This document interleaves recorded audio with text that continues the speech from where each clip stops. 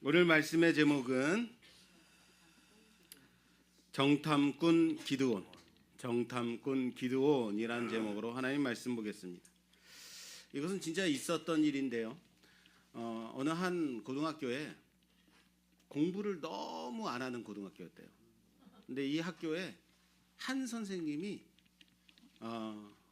그 반 학생들에게 항상 컨닝 페이퍼를 나눠줬대요.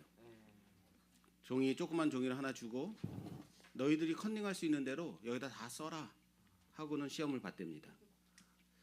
그래서 한 선생님이 아니 당신은 어떻게 시험을 학생들에게 치게 하면서 컨닝 페이퍼를 가능하게 해주느냐라고 말을 했다는 거예요.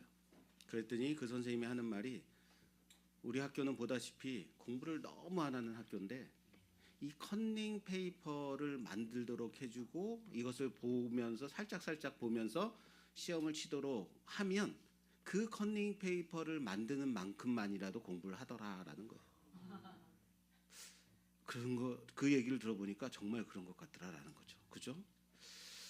사랑하는 여러분, 우리가 살고 있는 이 세상 가운데서 우리는 어떤 태도와 자세로 이 세상을 살고 있는가 좀 생각해 봤으면 좋겠어요. 정말 형편없이 신앙인으로서 형편없이 살아가고 있는 우리는 아닐까요? 어쩌면 정말 주일날만 와서 예배만 드리는 그런 신앙인으로서 우리는 살아가고 있지는 않습니까? 하나님이 세상 가운데서도 여러분들이 이 주일에 준비된 모습으로 살아가기를 원하신다는 사실을 믿으시길 바랍니다. 삶을 살아가는 것은 태도에 있습니다. 우리 오늘 드려지는 이 예배가 하나님께 어떠한 태도로 있는가의 시간이 고민되는 시간이 되기를 주님의 이름으로 부탁합니다. 지난 시간에 우리는 미디안과 싸우기 위해서 나팔을 불어 군대를 모았는데 32,000명의 군대를 모았단 말이에요. 그랬더니 하나님이 너무 많다. 그래서 두려워 떠는 자, 근심하는 자 다 가라 했더니 몇 명이 갔어요? 22,000명이 가고 그리고 10,000명이 남았습니다. 그런데 이 10,000명마저도 너무 많다. 그래서 하나님이 물을 먹는 모습을 통해서 몇 명을 갈랐어요? 300명. 그리고 나머지 9,700명은 다 집으로 돌려보내게 했습니다. 이제 기드온에게는 300명의 군사만이 남게 되었습니다. 300명의 군사로는 결코 싸울 수 있는 전쟁이 아닙니다. 그렇습니다. 300명은 결코 어떻게 해볼 수 있는 숫자가 아니라는 거예요. 게다가 8절에 보니까 이에 백성이 양식과 나팔을 손에 든지라.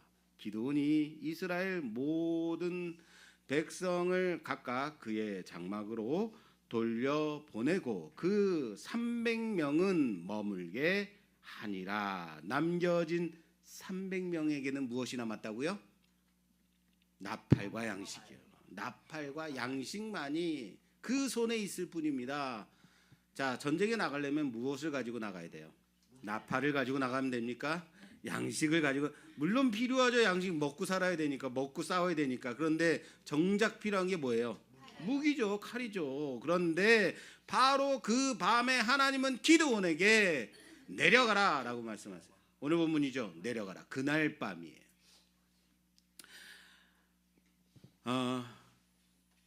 우리 기드온, 주님 말씀하시면 내가 나가리라.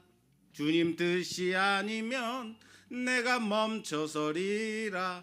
그런 기드온 아니란 거 이제 다 아시죠? 예, 가라 그러면 안 가요. 그냥은 안 간다. 이젠 다 알 겁니다. 그러나 하나님은 그런 기드온까지도 아시고 기드온에게 말합니다. 기드온아, 만일 네가 내려가기를 두려워하거든 내 부하를 데리고 가서 그 진영으로 내려가서 그들이 하는 말을 들으라. 따라서 합시다. 그들이 하는 말을 들으라 라고 말씀하십니다. 그것이 오늘 본문이죠. 보겠습니다. 오늘 본문 13절에서 14절 말씀 봉독해 주시겠어요? 기드온이 그곳에 이른즉 어떤 사람이 그의 친구에게 꿈을 말하여 이르기를 보라 내가 한 꿈을 꾸었는데 꿈에 보리떡 한 덩어리가 미디안 진영으로 굴러 들어와 한 장막에 이르러 그것을 쳐서 무너뜨려 위쪽으로 엎으니 그 장막이 쓰러지더라. 그의 친구가 대답하여 이르되 이는 다른 것이 아니라 이스라엘 사람 요아스의 아들 기드온의 칼이라. 하나님이 미디안과 그 모든 진영을 그의 손에 넘겨주셨느니라 하더라. 아멘. 자, 떡덩이가 굴러 내려온 꿈을 꿨는데 그것을 뭐라 그래요? 칼이 됩니다. 예, 떡덩이가 어떻게 칼이 됐을까? 자, 기드온이 그곳에 이른즉 어떤 사람이 그의 친구에게로 시작이 되죠. 자, 이 사이에 이른즉 여기에 접속사가 하나 있습니다. 기드온이 내려가 본즉 왜 흰내? 자, 봐라. 인 겁니다. 자, 봐라. 하나님이 기드온에게 이 두 보초들이 하는 말, 보초를 통해서 보여주고자 하는 것이 있다라는 거죠. 자, 봐라. 이들이 하는 말을 들으라라는 겁니다. 한 친구가 자기가 꾼 꿈을 얘기합니다. 보리떡 한 덩이가 굴러 내려와 미디안 진영을 무너뜨리더라라는 꿈이죠. 예, 저희 집 사람도 꿈을 참 많이 꿉니다. 아침이면 어쩜 그렇게 드라마틱하게 꿈 얘기를 많이 하는지. 저는요 꿈을 꾸고도 많은 꿈을 꾸고는 그걸 그렇게 사실적으로 표현을 못해요. 다 까먹어요. 그런데 어쩜 그렇게 꿈 얘기를 많이 하는지. 그리고 한참을 얘기해요. 밥 먹으면서 얘기하고. 그럼 제가 들을까요, 안 들을까요? 안 들려요. 그래봤자 뭐예요? 꿈이잖아요.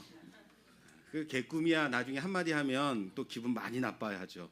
어쨌든 꿈 얘기를 하고 있어요. 그것을 들은 다른 친구가 그 꿈은 하나님이 기드온의 칼을 통해 우리 미디안을 무너뜨린다라는 꿈이다라고 해몽을 해주죠. 그리고 그 대화를 들은 기드온은 15절 말씀에 보니까 기드온이 그 꿈과 해몽하는 말을 듣고 경배하며 이스라엘 진영으로 돌아와 이르되 일어나라 라고 합니다. 일어나라. 여호와께서 미디안과 그 모든 진영을 너희 손에 넘겨주셨느니라. 할렐루야. 할렐루야. 네, 오늘 본문의 시작은 하나님이 기드온에게 미디안의 진영으로 내려가라 라고 말씀하심으로 시작이 됐죠. 그러나 덧붙여서 네가 만약에 두려워한다면 내 부하를 데리고 가서 먼저 그들이 하는 말을 듣고 와라 라고 말씀하시죠. 무엇하러 내려가라고 하신 거예요? 처음에는 싸우러 내려가라는 거죠. 내 손에 넘겨주었으니 가서 쳐부셔라 라고 내려가라라고 말씀하셨는데 만일 두렵거든 내 부하를 데리고 내려가서 그들이 하는 말을 들으라. 이것은 싸우라는 게 아니죠. 뭐하러 내려가라는 거예요? 예. 그렇죠. 들어보라고. 그게 뭐냐면 다른 말로 하자면 정탐. 그렇죠. 염탐. 정탐을 보내는 겁니다. 자, 기드온은 두려워했을까요? 두려워하지 않았을까요? 두려워하지 않았을까요? 두려워했을까요? 예, 두려워했죠. 왜요? 그러니까 내려간 거죠. 두려워하지 않는데 하나도 두려워하지 않고 하나님이 내려가라고 했으니까 가서 싸우자 그랬으면 하나님이 굳이 야 두려우면 가서 들어봐라고 말씀하실 필요가 없다라는 거죠. 두려워하고 있었다라는 겁니다. 왜 두려워하고 있었을까요? 당연하죠. 하나님의 영으로 옷 입은 기드온이 나팔을 불어서 불러 모은 3만 2천 명. 3만 2천 명의 군사, 그것도 작은데 그것도 4대 1로 싸워야 되는데 그중에 300명만 남겨두고 다 돌려보내었단 말이에요. 그들의 손에는 좋은 무기가 있는 것이 아니라 양식과 나팔만 있을 뿐입니다. 이거 어떻게 하라고 하는 거예요? 싸우라는 거예요? 말라는 거예요? 아무리 성령의 충만함을 받은 자라 할지라도 이건 두려운 겁니다. 어떻게 해야 할지 모르는 상황인 겁니다. 그리고 하나님은 두렵니? 그럼 내 부하를 데리고 먼저 정탐을 가서 그들의 하는 말을 들어라라고 말씀하시고, 기드온은 가서 보초 둘이 하는 말을 듣고 그리고는 하나님을 경배하고 이스라엘의 진영으로 돌아와서 300명을 향해서 명령합니다. 일어나라, 여호와께서 미디안과 그 모든 진영을 너희 손에 넘겨주셨느니라. 뭐가 달라졌죠? 아니, 뭐가 달라졌길래 기드온이 갑자기 힘을 얻게 된 것일까요? 돌아와서 담대하게 이렇게 말할 수 있는 것 뭐예요? 고작 보초 둘이서 대화하는 그 대화 내용 아닌가요? 그리고는 300명이 13만 5천 명입니다. 13만 5천 명을 때려잡을 수 있다라고 생각하게 된 것, 보초 둘이서 한 말이에요. 어떻게 기드온은 갑자기 이렇게 힘을 얻게 되었을까요? 겨우 보초 둘이서 꿈꾼 그거, 대화하는 거 듣고서 그 둘이 지휘자도 아니고 대장도 아닌데 말이에요. 아무것도 아닌 보초 둘이 하는 말, 그것 때문에 이렇게 힘을 얻게 된 것일까요? 과연 그럴 수 있을까요?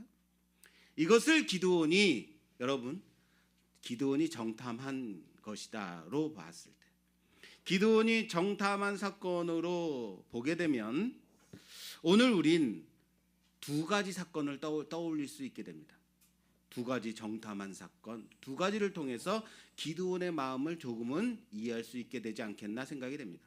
자, 그 첫 번째 사건이 무엇이냐면, 이스라엘이 가나안으로 들어오게 되었을 때에 여호수아는 여리고 성으로 정탐꾼 둘을 먼저 보냅니다. 그런데 이 두 사람, 이 두 정탐꾼은 여리고 성으로 들어가자마자 아마도 그들에게 들킨 것 같습니다. 그 본문 한번 볼게요. 여호수아서 2장입니다. 여호수아서 2장 1절에서 2절 말씀 봉독해 주시겠어요? 눈의 아들 여호수아가 시딤에서 두 사람을 정탐꾼으로 보내며 이르되 가서 그 땅과 여리고를 엿보라 하매 그들이 가서 라합이라 하는 기생의 집에 들어가 거기서 유숙하더니 어떤 사람이 여리고 왕에게 말하여 이르되 보소서, 이 밤에 이스라엘 자손 중에 몇 사람이 이 땅을 정탐하러 이리로 들어왔나이다. 아멘. 아멘. 이리로 들어왔나이다. 여호수아는 두 정탐꾼을 그 땅과 여리고를 정탐하도록 보냈습니다. 두 정탐꾼은 들어가서 여리고에 들어간 후에 기생 라합의 집에 유숙하게 되었습니다. 그런데 어떤 사람이 여리고의 왕에게 말하기를 뭐라고요? 이 밤에 이스라엘의 몇 사람이 여리고를 정탐하러 들어왔습니다 라고 고하는 거죠. 이 정탐꾼은 여리고로 들어갔고 그 밤에 그들이 아무것도 하지 못하고 들켜버리고 만 것입니다. 정탐을 했는데, 정탐하러 들어왔는데 잠만 자고 돌아오게 되는 겁니다. 그래서 그들은 기생 라합의 도움으로 그곳을 도망하고 여호수아에게로 돌아와서 보고하게 됩니다. 그 보고 내용 좀 볼까요? 자, 같은 장입니다. 23절에서 24절 말씀.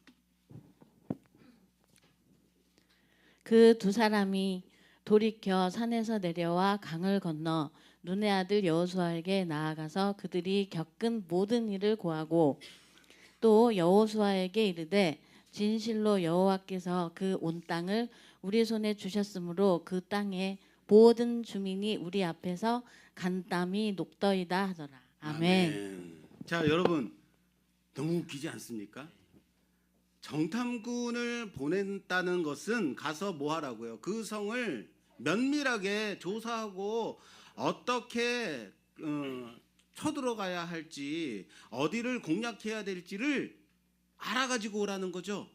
그게 그 목적이라면 정탐을 보낸 목적이라는 거예요. 그런데 들어가자마자 그들은 들켜서 숨어 있다가 돌아와 한다는 말이 여호와께서 그 온 땅을 우리 손에 주셨으므로 그 땅의 모든 주민이 우리 앞에서 간담이 녹더이다라는 보고죠.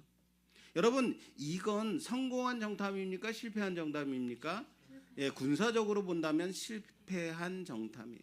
지금 정탐꾼들이 한 이 보고의 내용, 이 말 또한 그 땅의 주민들의 간담이 녹더이다라는 이 말도 그들이 보고 와서 보고한 게 아니라 기생 라합이 그들에게 들려준 말인 거예요. 들려준 말. 볼까요? 어떻게 기생 라합이 했는지. 8절 같은 장입니다. 8절에서 11절까지 봉독해 주세요. 여호수아 2장 8절에서. 또 그들이 눕기 전에 라합이 지붕에 올라가서 그들에게 이르러 말하되 여호와께서 이 땅을 너희에게 주신 줄을 내가 아노라. 우리가 너희를 심히 두려워하고 이 땅 주민들이 다 너희 앞에서 간담이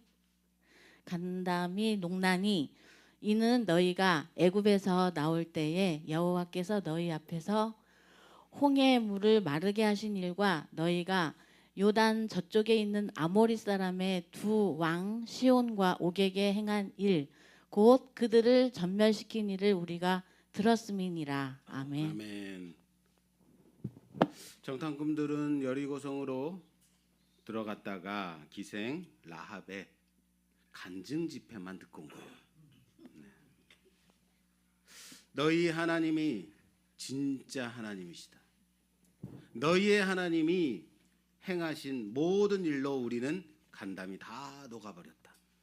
너희 하나님이 이 땅을 너희에게 주신 것을 우리가 안다. 할렐루야. 그리고 이 간증을 가지고 여호수아에게 보고한 거예요. 이게 여러분 전쟁에 무슨 도움이 되겠습니까? 여인이 한 말을 듣고 그렇게 말하던데요? 라고 전한 거예요. 그런데 여호수아는 애시당초 정탐꾼을 여리고로 들여보낼 필요가 없었다는 것 아십니까? 그러나 들여보냈고 옛적 40년 전에 이미 이스라엘이 가나안에 들여보내진 실패한 12 정탐꾼과는 달리 이 두 정탐꾼들은 그들이 들어야 할 그 고백을 가지고 돌아온 겁니다. 하나님이 너희에게 이 땅을 주셨느니라. 하나님이 너희에게. 바로 이겁니다. 여리고성은 그들이 어떻게 싸워야 할지 고민할 필요가 없는 전쟁입니다. 하나님은 그 성을 하루에 한 바퀴씩 일주일 동안 돌게 하셨고 마지막 날에는 소리를 질러 외치게 했습니다. 그때 그 성을 무너뜨리실 하나님이신 겁니다. 그 성은 전쟁의 도구로 전략으로 무너뜨릴 성이 아니었다는 겁니다. 그럼 무엇으로 무너뜨려야 돼요? 믿음으로 취할 성이었다는 사실을 믿으시길 바랍니다. 그래서 정탐꾼들이 그 고백을 듣고 돌아오게 하신 겁니다. 그럼에도 여호수아가 정탐꾼을 보냈다라는 것은 여러분 여호수아가 두려워했을까요? 두려워하지 않았을까요? 여호수아는 두려워했습니다. 왜요? 여러분 여호수아서 딱 들어서자마자 가장 먼저 나오는 게 무슨 말인지 아십니까?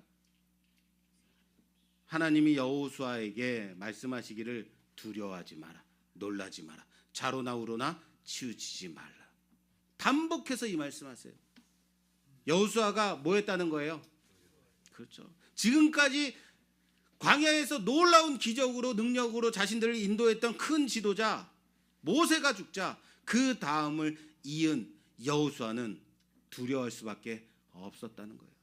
그래서 두 정탐꾼이 라합의 그 고백을 듣고 돌아와 여호수아에게 들려줄 필요가 있었다라는 겁니다. 여러분, 오늘 기드온처럼 말이에요.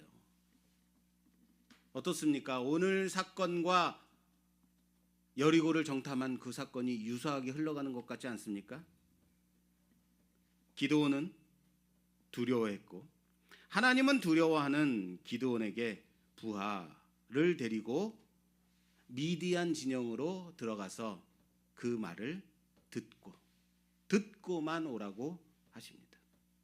기드온은 가서 보초 둘이서 하는 말을, 그것도 꿈꾼 내용을 지네끼리 해몽하는 그거를 듣고 그리고는 힘을 얻고 돌아오게 됩니다. 그리고는 이전의 기드온과는 완전히 달라진 모습으로 남겨진 300명에게 명령을 내립니다. 이제 내려가자. 이제 내려가자. 할렐루야. 이겁니다. 기드온은 이 전쟁이 내가 무엇을 가지고 싸워 이기는 전쟁이 아니라는 것을 알아야만 했습니다. 나는 아무것도 이 전쟁에서 할 수 있는 게 없다라는 것을 인정해야만 했습니다. 그것이 보리떡덩이인 겁니다. 여러분, 보리떡덩이로 텐트 하나 무너뜨릴 수 있겠습니까? 별 가치 없는 것이죠.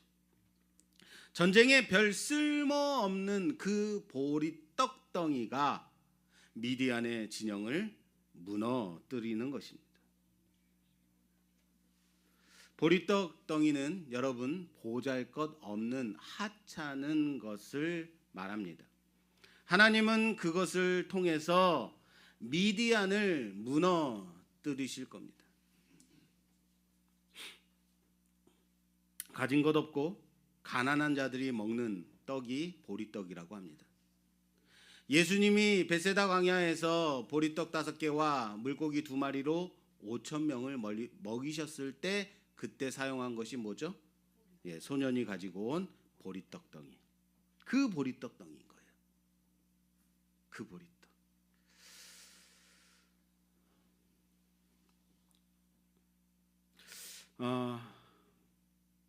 바로 하찮은 것, 쓸모없는 것, 그 떡덩이, 보리떡덩이인 겁니다. 왜 기드온이 두려워했을까요? 상대의 많음을 보기 때문입니다. 뭐라고요? 상대의 많음을 보기 때문입니다. 그리고 나의 보잘것없음을 보기 때문입니다. 그러나 그것을 볼 것이 아니라면 그들이 하는 말을 들으면 되는 겁니다. 그들은 수많은 미디안의 군대임에도 이미 이스라엘의 하나님이 기드온의 칼을 통해서 우리를 전멸시키실 것, 그것조차 고백하게 하는 그 하나님임을 믿으면 되는 겁니다. 그럼 이젠 정탐의 두 번째 사건 한번 찾아보겠습니다. 먼저 첫 번째 정탐한 것은, 여리고성을 들어갈 때 정탐한 것은 실제는 정탐은 하지도 못하고 여리고성의 기생 라합의 그 고백만을 가지고 들어온, 간증만을 듣고 돌아온 이상한 정탐이었다면, 이번에는 그 전의 정탐은 정탐답게 한 정탐이죠. 뭐죠? 그렇죠. 광야 가데스 바네아에서 하나님은 이스라엘에게 자, 가나안 땅으로 들어가라 라고 이미 말씀하셨습니다. 이스라엘은 12 정탐꾼을 그곳으로 보내어서 40일 동안 그 땅을 정탐하게 합니다. 그들이 정탐하고 돌아와 보고한 내용이 이렇습니다. 과연 그 땅이 젖과 꿀이 흐르는 좋은 곳이 맞습니다. 여기 거기서 가지고 온 과일을 보십시오라고 보고합니다. 그러나 문제는 10명의 정탐꾼이 그 땅을 악평하여 하는 말, 그것이 문제예요. 민수기입니다. 민수기 13장. 민수기 13장 32절에서 33절 말씀입니다. 봉독해 주세요.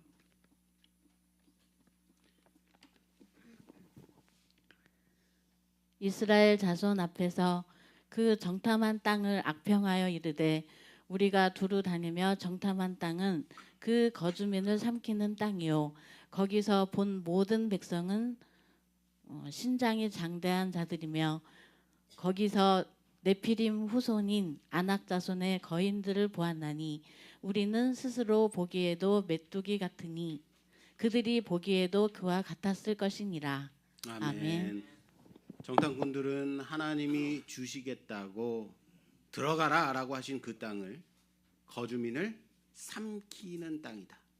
그곳에는 거인족 속 아낙인들이 살고 있다. 우리는 스스로 보기에도 그랬고 그리 보기에도 메뚜기 떼와 같으리라라고 말합니다. 거인 앞에 선 메뚜기는 정말 하찮은 것입니다. 그럼에도 12 정탐꾼 중에 단 2사람 여호수아와 갈렙은 하나님이 우리에게 주신 땅이니까 믿고 들어가자. 우리는 메뚜기 같고 그곳에 사는 그 사람들은 거인족 속이라 하더라도 그들은 우리의 밥이다. 들어가자라고 합니다. 바로 이겁니다. 하나님이 들어가라고 하시면 들어가 그곳을 차지하면 되는 것 아닙니까? 물론 쉬운 일은 아닙니다. 어려운 일입니다. 그래서 우리가 믿음이 필요한 거예요. 나의 자금을, 나의 하찮음을 볼 필요가 있다 없다? 없습니다. 나의 하찮음을, 나의 자금을 보면 들어갈 수가 없는 거예요.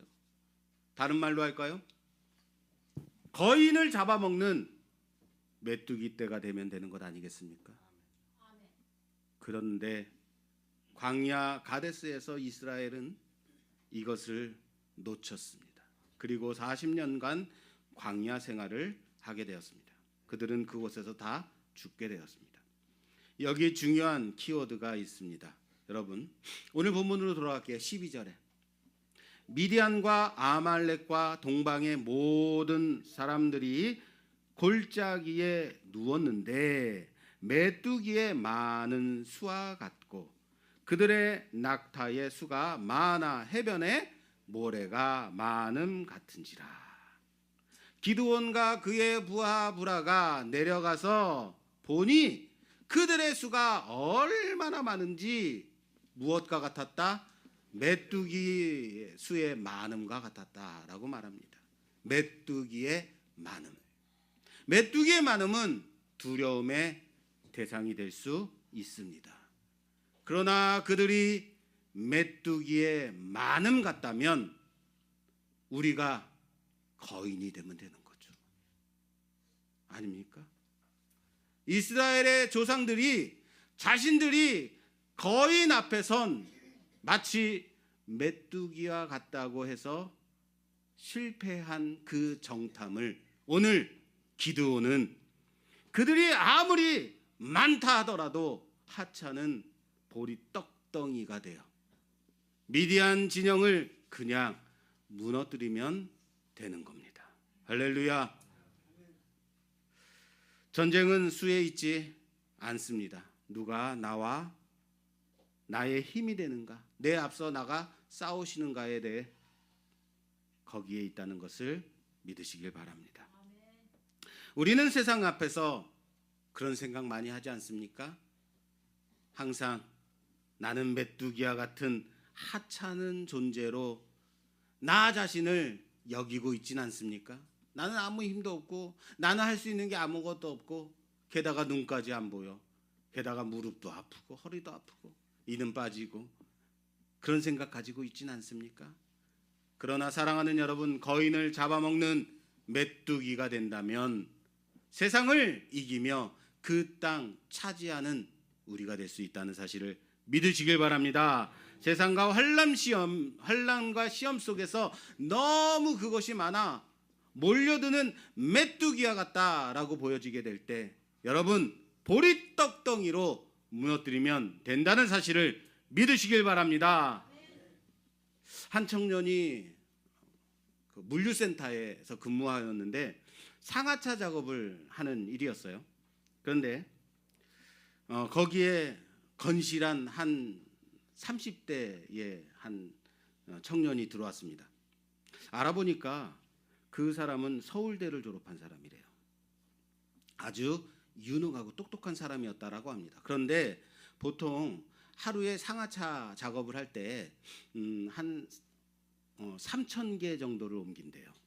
그런데 그 서울대를 나온 그 사람은 평균 5,000개씩 날른대요. 그리고 많을 때는 7,000개까지 날른다 작업을 하더라라는 거예요. 그래서 관리하는 작업자들이 와가지고 정말로 확인했다는 거예요. 이거 너무 많이 날르는 거 아니야? 이거 가짜 아니야? 어떤 실수를 범한 거 아니야? 그래 왔는데 정말로 그만큼 하루에 그렇게 일을 하더라라는 거예요. 그것을 확인했다는 거예요. 거기서 근무하던 청년이 그 형님에게 물어봤답니다. 아니 형님은 서울대까지 나오고 정말 좋은 머리도 가지고 있고 그런데 이런 하찮은 일을 이렇게까지 열심히 할 필요가 있겠어요? 더 좋은 직장, 더 좋은 일자리로 더 많은 값을 쳐주는 곳으로 가서 일하는 게 낫지 왜 이렇게 여기에 목숨을 거는 건데요? 라고 말했다는 거예요. 그랬더니 그 사람의 대답이 이랬습니다. 내가 이렇게 열심히 하는 것은요, 내 삶에 대한 나의 태도이기 때문에 그래요. 이것은 삶에 대한 나의 태도의 문제이기 때문에 열심히 하고 있는 것이에요 라고 대답했다고 합니다.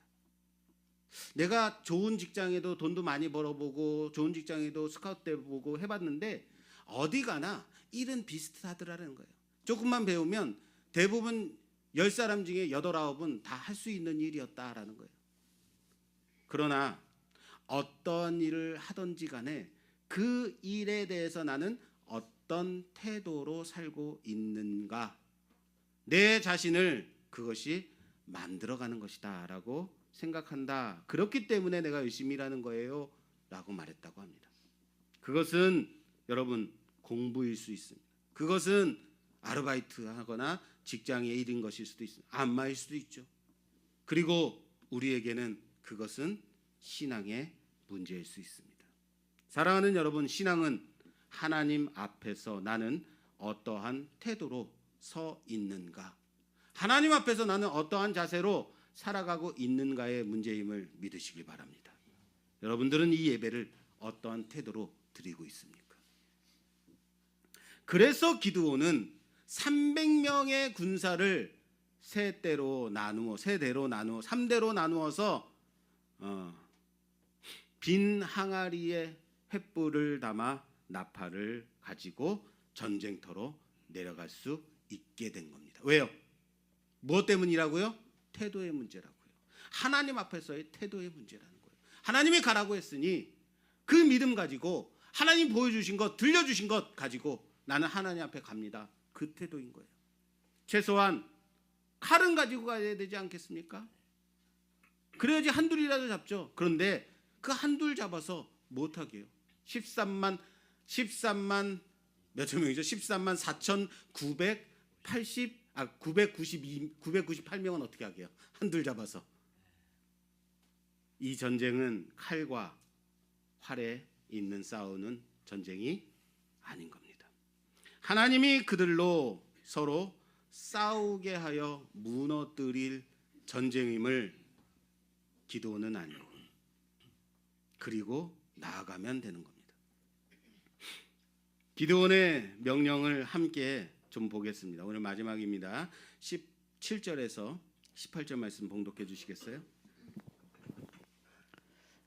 그들에게 이르되 너희는 나만 보고 내가 하는 대로 하되 내가 그 진영 근처에 이르러서 내가 하는 대로 너희도 그리하여 나와 나를 따르는 자가 다 나팔을 불거든 너희도 모든 진영 주위에서 나팔을 불며 이르기를 여호와를 위하라 기드온을 위하라 하라 하니라. 아멘. 여러분 생각해 보세요. 13만 5천 명이 있는 공간, 어떤 공간이라고 생각해요? 어마어마한 자리가 필요한 거예요. 그런데 그 중에 300명이 3대로 나누어요. 100명씩. 그래서 세 군데서 항아리를 깨고 횃불을 들면서 나팔을 분대는 거예요. 기드온은 300명을 100명씩 3대로 나누어서 그들에게 내가 하는 대로 너희는 나를 따라하라 라고 명령하죠. 13만 5천 명이에요. 그들이 누워 있다면 그 공간은 어마어마하게 넓고 큰 지역이어야 한다고요. 그 주변을 겨우 100명씩 3대가 나누어서 항아리를 깨뜨리며 나팔을 분다. 300명이 과연 그 수많은 13만 5천 명의 사람들에게 그것이 얼마나 전달되어질까요? 그 군대들에게 그게 얼마나 놀라운 일이 될 수 있었을까요? 과연 땅을 흔들고 천지를 진동하는 천둥 소리와 같은 그런 소리로 미디안 군대들에게 들려질 수 있었을까요? 그래서 서로 놀라가지고 서로 찔러 죽이는 일이 일어날 수 있는 숫자라는 말 맞습니까? 겨우 300명으로 그것도 3대로 나누었어. 기드온과 300명의 군사가 항아리를 깨고 횃불을 밝히고 나팔을 불었을 때 그 나팔 소리는 마치 하나님의 나팔 소리와 같은 미디안 군대가 엄청 놀라서 이스라엘의 대군이 쳐들어온다. 그래서 자신들을 급습한다고 오해할 만큼 하나님의 나팔 소리가 되었음을 믿으시길 바랍니다. 기드온이 명령합니다. 그들에게 이르되 너희는 나만 보고 내가 하는 대로 하되 내가 그 진영 근처에 이르러서 내가 하는 대로 너희도 그리하여 나와 나를 따르는 자가 나팔을 불거든 이라고 말합니다. 여러분 무엇이 강조되고 있는지 보이십니까? 뭐가 강조됐죠? 그렇죠. 이제는 몇 년 들으셨더니 이제 딱 아시네요. 뭐가 강조됐다고요? 나만. 내가가 강조가 되고 있는 거예요. 나만 보고 내가 하는 대로 내가 이르러서 내가 하는 대로 너희도 그리하여 나와 나를 따르는 자가 라고 되어 있어요. 여러분 어떻게 보면 이거 좀 교만해 보이는 모습 아닙니까? 이런 걸 보면 우리는 분개하죠. 어떻게 이럴 수 있는가? 나를 보라니 누굴 봐야 돼요? 하나님을 보라 그래야지.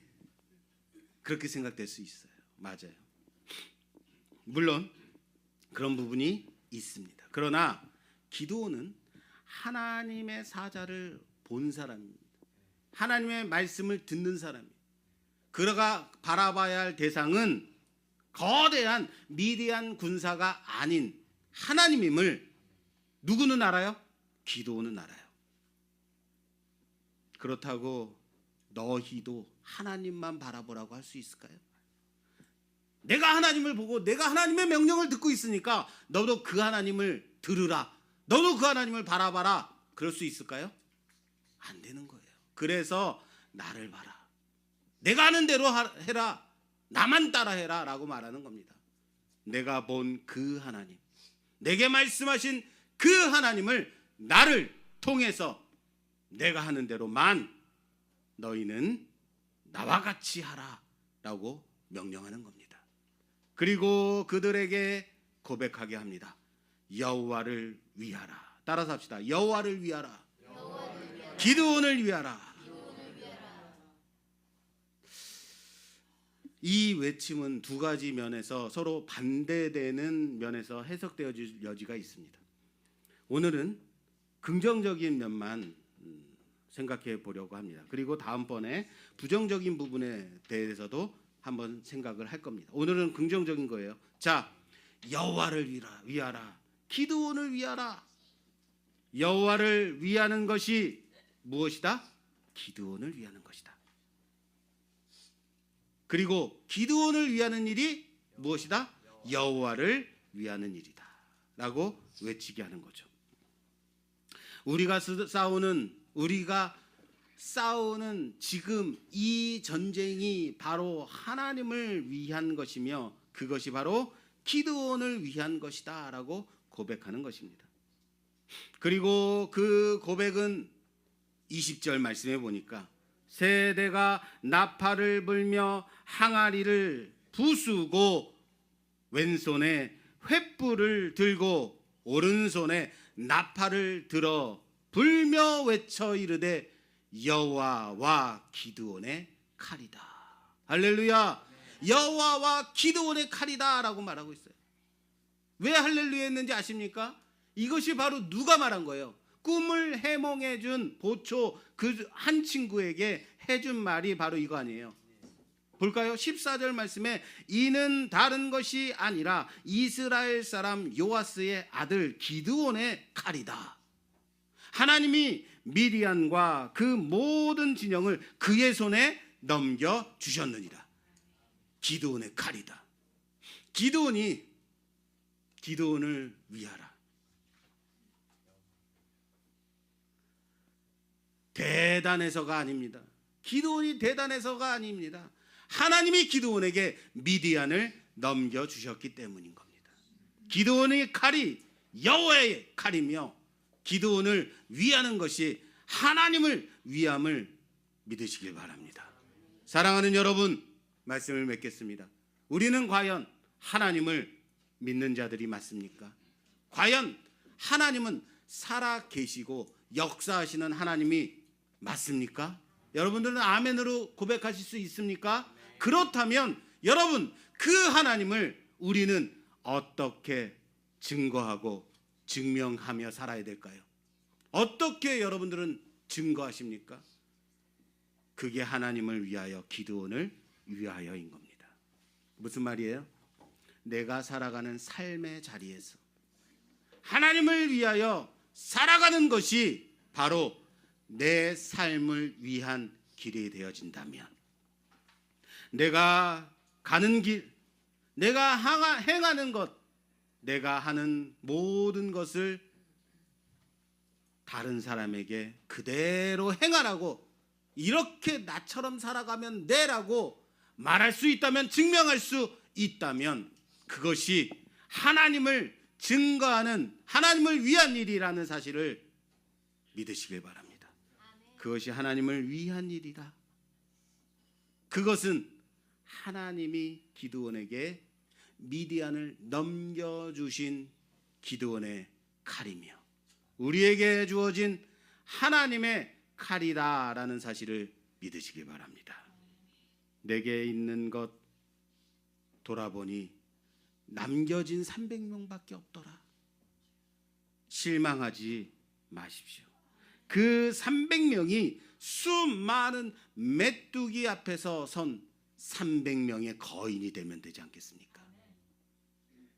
삶의 어려운 여러 가지 문제들 앞에서 그것을 바라보니 나의 태도가 과연 하나님을 위한 태도가 맞는지 점검하며 지금 나의 가는 길이 하나님이 기뻐하시는 그 길이 맞는지 확신하며 나를 바라보고 따라오라는 이들을 향해서 담대하게 하나님을 위하라 증거하는 우리의 삶이 되기를 주님의 이름으로 축원합니다. 여호와를 위하라, 기드온을 위하라. 너희는 나만 보고 내가 행하는 그대로 따라와라. 이런 고백이 우리 삶 가운데 있기를 주님의 이름으로 축원합니다. 축원합니다.